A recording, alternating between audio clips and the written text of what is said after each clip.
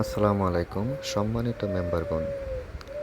অনেকে আছেন কিভাবে অটো অ্যাড ব্যালেন্স সেট করতে হয় এবং কিভাবে আমরা অফার হিট করতে হবে।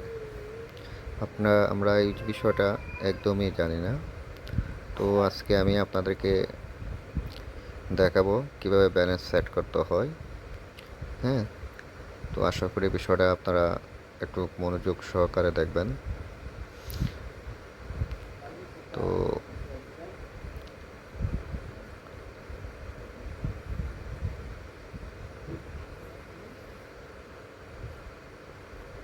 আমরা প্রথমে যাব কোথায়? আমাদের প্রথমে এই টেলিকমে ঢুকলাম। আমরা ব্যালেন্স সেট করব।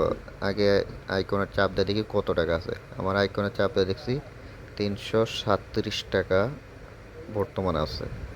এখন আমি ব্যালেন্স সেট করব, অ্যাড ব্যালেন্সের ক্ষেত্রে এখন আমার যাইতে হবে কোথায়? হয়তো বা রকেট, নগদ, বিকাশ। আমি ধরেন রকেটে গেলাম, রকেটে না বিকাশে গেলাম। ধরেন 100 টাকা সিলেক্ট করলাম। নেটওয়ার্কের কারণে সমস্যা রয়েছে। আবার নতুন করে ঢুকি। এই যে ঢুকলাম, 100 টাকা সিলেক্ট করলাম। এই যে এই নাম্বারটা আমাদের কপি করতে হবে, কপি করলাম। এখন আমাদের বিকাশে যেতে হবে। বিকাশ অ্যাকাউন্ট যাদের আছে, আমার এই বিকাশটা লগ ইন করা আগের থেকে। তো আমি নাম্বারটা যেন প্রেস করলাম। আমি 100 টাকা অ্যামাউন্ট বসাইলাম। এখন আমি পিন দেব। তো কারো ওটিপি পিন কারো কাছে শেয়ার করবেন না। তো পিন দিলাম। এই যে ট্রানজ্যাকশনটা আমি কপি করলাম। কপি করে কোথায় বসাবো? আমার টেলিকমে বসাবো। আমি টেলিকমে ঢুকবো আবার। এই যে টেলিকমে ঢুকলাম। আমি ট্রানজ্যাকশনটা কপি প্রেস করলাম।